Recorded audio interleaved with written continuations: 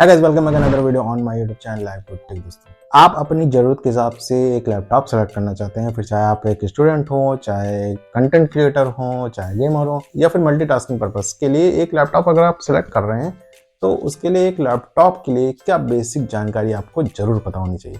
बात करेंगे आज की इस वीडियो में इस टॉपिक पर। बस आप लोग वीडियो को लाइक करके चैनल को सब्सक्राइब करना मत भूलिएगा।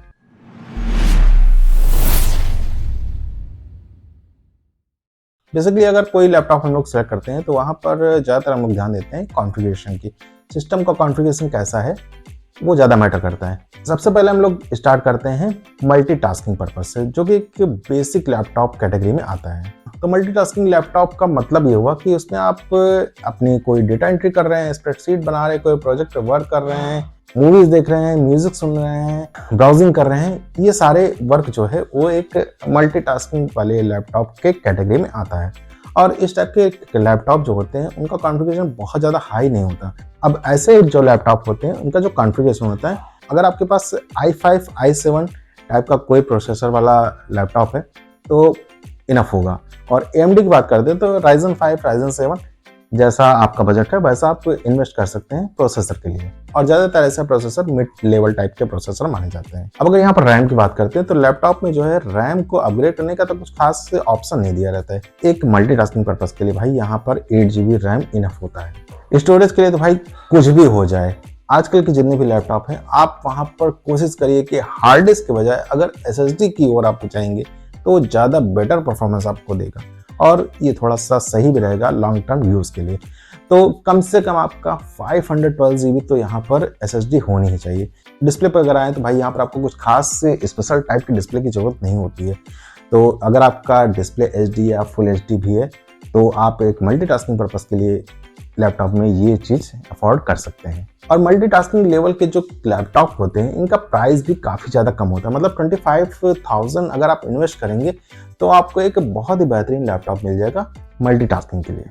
सेकंड कैटेगरी की ओर आते हैं और बात करते हैं स्टूडेंट्स लोगों को किस टाइप के लैपटॉप बाई करनी चाहिए। तो अगर आप एक स्टूडेंट हैं और सिर्फ आप वहाँ पर एजुकेशन पर्पस के लिए एक लैपटॉप ले रहे हैं तो प्रोसेसर जो होता है वो मिड लेवल का यहाँ पर काम कर जाएगा।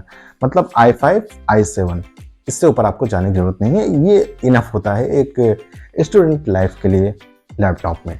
और ऐसे ही अगर आप AMD में जाएंगे तो आपको Ryzen 5 Ryzen 7 भी मिल जाएगा ऑप्शन में। और आजकल तो मार्केट में आपको नोटबुक मिल जाते हैं, जैसे Xiaomi का आता है और क्रोम का भी मिलता है, क्रोम OS के साथ, मतलब एंड्रॉयड OS के साथ आपको मिलता है। तो वहाँ पर जो आपको प्रोसेसर मिलता है वहाँ पर आपको Qualcomm Snapdragon S सीरीज के प्रोसेसर मिलते हैं। और रैम के लिए मार्केट में आजकल जितने भी लैपटॉप आते हैं सब में आपको कम से कम 8GB मेमोरी तो मिल ही जाती है। तो आप 8GB या 16GB जैसा उसका कॉन्फ़िगरेशन जैसा वो सपोर्ट करता है आप उसको अपग्रेड कर सकते हैं। तो रैम का इतना कुछ खास इशू नहीं बनता है। स्टोरेज के लिए मैंने बताया कोई भी लैपटॉप लें वहाँ पर हार्ड डिस्क को हो सके तो इग्नोर करें, SSD की ओर जाएँ। तो यहाँ पर SSD स्टोरेज आपकी C ड्राइव कम से कम 256GB तो होनी ही चाहिए। तो कुल मिलाकर के जो स्टोरेज है वो 512GB या फिर 1TB तो जरूर होना चाहिए एक स्टूडेंट के लिए जो आप लैपटॉप लेंगे। इसके साथ अगर आपके लैपटॉप में NPU चिपसेट है तो ये काफ़ी ज़्यादा हेल्पफुल होगा फ्यूचर में, क्योंकि इन फ्यूचर जो Windows 12 आएगा उसमें Copilot Plus आने वाला है। और Copilot Plus का एक्सपीरियंस लेने के लिए आपके लैपटॉप में NPU चिपसेट का होना बहुत ज़रूरी है। स्टूडेंट लैपटॉप का जो डिस्प्ले है वो कम से कम फुल HD या फिर QHD तो होना चाहिए, क्योंकि ज़्यादातर स्टूडेंट वर्क जो होता है वो टेक्स्ट पर होता है। तो अगर टेक्स्ट का शार्पनेस स्ट्रांग नहीं है तो भाई आपको विजिबिलिटी क्लियर नहीं होगी। तो इस चीज़ का जरूर ध्यान रखिए कि डिस्प्ले कैसी है हमारे लैपटॉप की। और अगर डिस्प्ले में टच स्क्रीन जैसे फीचर आ जाते हैं तो ये आपके लिए काफ़ी ज़्यादा अच्छा हो जाता है, क्योंकि इसके थ्रू आप अपने प्रोजेक्ट को काफ़ी जल्दी कंप्लीट कर सकते हैं।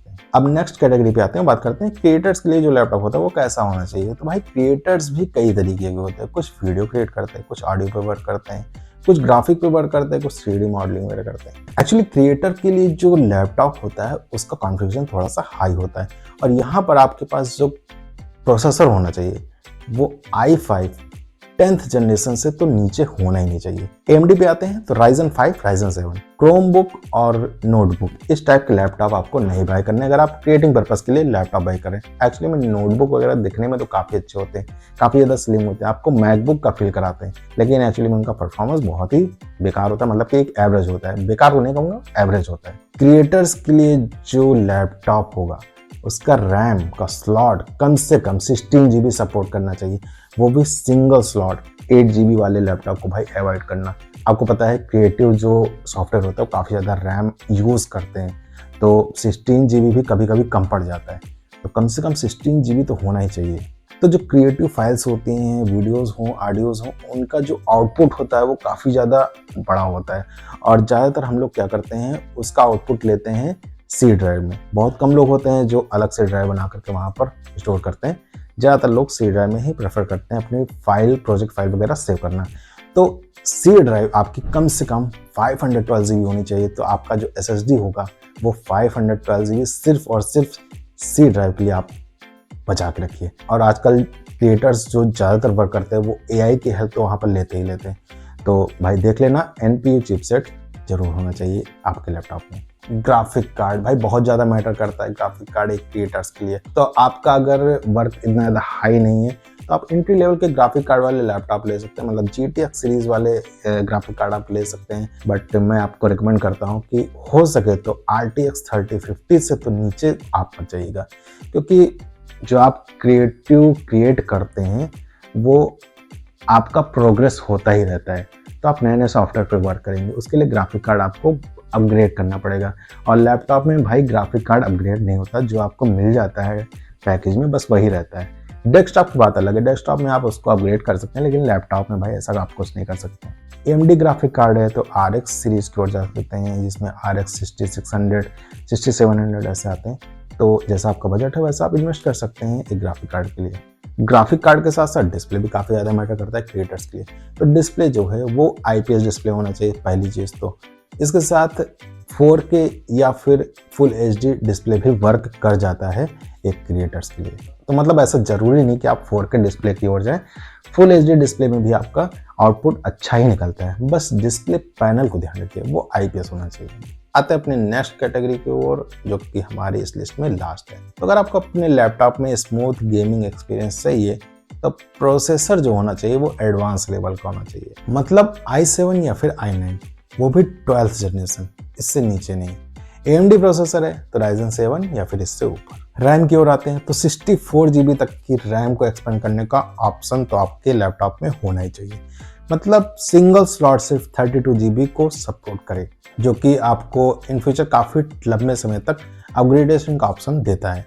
क्योंकि गेम की साइज आप देख ही रहे हैं, आजकल गेम की साइज भाई 100 GB के ऊपर ही मिलते हैं। गेमिंग लैपटॉप का स्टोरेज 1 TB कम से कम होना चाहिए, रीज़न मैंने अभी आपको बताया है क्यों। तो गेमिंग लैपटॉप का ग्राफिक कार्ड वो RTX सीरीज से तो नीचे होना ही नहीं चाहिए, क्योंकि गेमिंग के लिए आप लैपटॉप ले रहे हैं और ग्राफिक कार्ड अपग्रेड नहीं होता है किसी भी लैपटॉप में, मैंने आपको बता ही दिया है। डिस्प्ले के लिए IPS पैनल तो होना चाहिए, क्योंकि IPS पैनल का जो कंट्रास्ट होता है काफ़ी ज़्यादा बेटर होता है अदर डिस्प्ले से। और अगर आप स्ट्रीमिंग और वीडियो कैप्चर पर्पज़ के लिए लैपटॉप ले रहे हैं तो भाई वहाँ पर 4K डिस्प्ले आपके लिए बहुत ज़रूरी हो जाता है, क्योंकि 4K डिस्प्ले रहेगा तो 4K टाइप की वीडियोस आपकी कैप्चर होगी। वैसे आपको कैसा लैपटॉप चाहिए आप कमेंट बॉक्स में जाकर कमेंट जरूर कर सकते हैं, उसका आंसर वहाँ पर मैं जरूर दूंगा। फिलहाल के लिए आज की इस वीडियो तक बस इतना, मिलते हैं आपसे नेक्स्ट वीडियो में, तब तक के लिए bye bye, have a nice day, take care दोस्तों।